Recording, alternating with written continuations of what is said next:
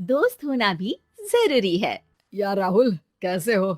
चलो कहीं घूमने चलते हैं। हाँ ठीक है। कहाँ चलेंगे? कहीं पहाड़ों पर? अच्छा आइडिया है। ठीक है, मैं बस की टिकट बुक करवा देता हूँ और अच्छा सा होटल भी देख लेता हूँ। ठीक है भाई, लेकिन जल्दी करो।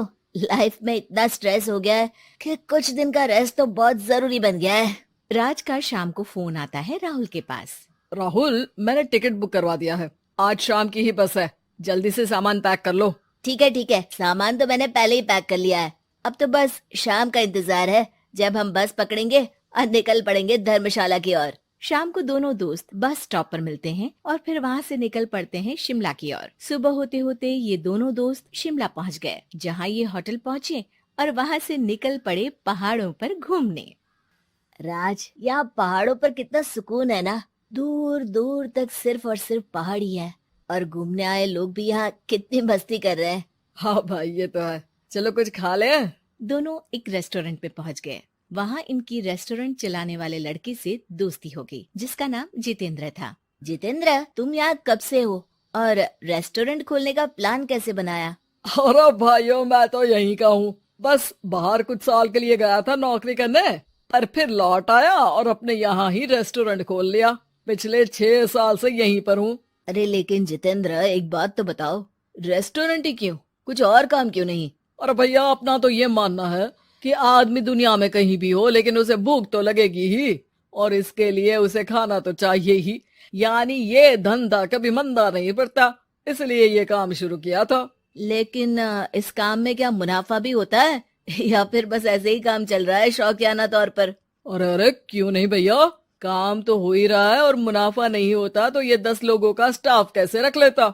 वैसे आप भी क्यों नहीं इस बिजनेस में हाथ आजमाते हो? हाँ, आइडिया तो अच्छा है, लेकिन हम लोग तो सिर्फ यहाँ घूमने आए हैं और हमारे पास इतने पैसे भी नहीं है। अरे पैसों की चिंता क्यों करते हो? सिर्फ 5 लाख रुपए लगा कर भी आप काम शुरू कर सकते हो। अच्छा, वो कैसे? अरे आप रेस्टोरेंट में मेरे पार्टनर बन जाइए। जो मुनाफा होगा वो आधा आधा बांट लेंगे। राज को ये सुनकर अच्छा तो लगा, लेकिन राहुल को इस ऑफर में कुछ दिक्कत लगी। उसने कोने में ले जाकर राज को समझाना शुरू किया। अरे राज, पागल मत बन। हम सिर्फ यहाँ घूमने आए हैं, ये ऑफर के चक्कर में क्यों पड़ रहे हो? कुछ काम शुरू ही करना होगा तो दिल्ली में शुरू करेंगे, यहाँ शिमला में क्यों? अरे बेवकूफ, दिल्ली में 5 लाख रुपए में कौन सा काम शुरू करेंगे? यहाँ शिमला में इतने कम पैसों में काम शुरू कर लेंगे और 1 साल में मुनाफा लेकर वापस भी चले जाएंगे। ओहो, अरे भाई, तुम्हें जो करना है करो, लेकिन मैं इस बिजनेस में तुम्हारा साथ नहीं दे सकता। याद रखो, हम यहाँ सिर्फ घूमने आए हैं, कोई बिजनेस करने नहीं। और इस जितेंद्र पर वैसे भी मुझे ज्यादा भरोसा नहीं हो रहा है। अरे तुम्हारी यही तो दिक्कत है, तुम्हें किसी पर भी भरोसा नहीं होता, लेकिन मुझे तो है। मुझे पता है कि इतने कम पैसों में मुझे जितेंद्र अपना बिजनेस पार्टनर बना रहा है। अरे लेकिन क्या गारंटी है कि पैसे लेने के बाद जितेंद्र तुम्हें बेवकूफ नहीं बनाएगा? अरे मुझे तो है, मैं कुछ नहीं जानता। मुझे सिर्फ ये पता है कि जितेंद्र मेरे बारे में ज्यादा ना जानते हुए भी मुझ पर कितना भरोसा कर रहा है। मुझे तो लग रहा है कि इसके पीछे उसकी मंशा ठीक नहीं है। बाकी तुम्हें जो ठीक लगे वो करो। मैं तो आज शाम की ही बस से वापस जा रहा हूँ। ठीक है, तुम चले जाओ, लेकिन याद रखना कि आज के बाद मुझसे कभी बात करने की कोशिश मत करना। राहुल गुस्से में वहाँ से चला जाता है।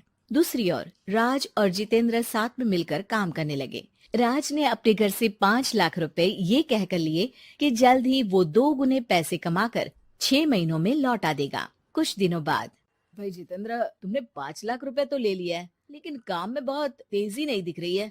अरे भाई, काम में थोड़ा समय लगता है, चिंता मत करो यार। हाँ वो तो ठीक है, लेकिन मेरे पैसों का तो कुछ हिसाब दो। कहाँ लगाया तुमने? अरे बड़े आए पैसों का हिसाब मांगने वाले। वो तो शुक्र मनाओ कि इतने कम पैसों में मैंने तुम्हें काम पर रख लिया है। क्या कहा? तुमने मुझे काम पर रखा है? अरे मैं तो तुम्हारा बिजनेस पार्टनर हूँ। बड़ा आया पार्टनर बनने वाला। औकात देखिए अपनी, 5 लाख में रेस्टोरेंट खरीद लिया है क्या? ऐसा है तो मेरे पैसे वापस करो, मुझे तुम्हारे साथ काम नहीं करना है। अरे पैसे कैसे, वो सब तो काम में लग गए। अब तुम्हें वापस जाना है तो चले जाओ, कोई पैसा नहीं मिलने वाला है। राज को अपने साथ होने वाले धोखे का एहसास हो चुका था, लेकिन तब तक देर हो चुकी थी। उसे अपने दोस्त राहुल की याद सताने लगी, जिसने पहले ही आगाह कर दिया था कि इस बिजनेस में धोखा है, लेकिन अब तो देर हो चुकी थी। राज को अब कोई रास्ता नहीं सूझ रहा था। जितेंद्र भाई, मेरे पैसे वापस कर दो ताकि मैं लौट जाऊं। मुझे अब तुम्हारे साथ कोई काम नहीं करना भाई। ये सुनते ही जितेंद्र अपने कुछ साथियों के साथ राज पर टूट पड़ा और उसकी जमकर पिटाई कर दी। राज बेहोश हो चुका था। जब उसने आंख खोली तो उसे अपने सामने पूरा परिवार, पुराना दोस्त राहुल भी दिखा। सभी को देखकर राज की आंख में आंसू आ गए। राहुल, मुझे माफ कर दो। अगर समय रहता मैं तुम्हारी बात मान लेता तो आज शायद ये दिन ना देखना पड़ता। अरे शुक्र मनाओ कि जान बच गई। वो तो भला हो एक आदमी का जिसने मुझे फोन कर दिया था, तभी तुम्हारी जान बच सकी। मुझे माफ कर दे दोस्त, तेरी सलाह ना मानकर मैंने बड़ी भूल की है। अरे अरे भाई, मेरे हाथ मत जोड़ो। बस ध्यान रखना कि अच्छा दोस्त आपको हमेशा अच्छी सलाह देता है, इसलिए दोस्तों की सलाह पर ध्यान देना चाहिए।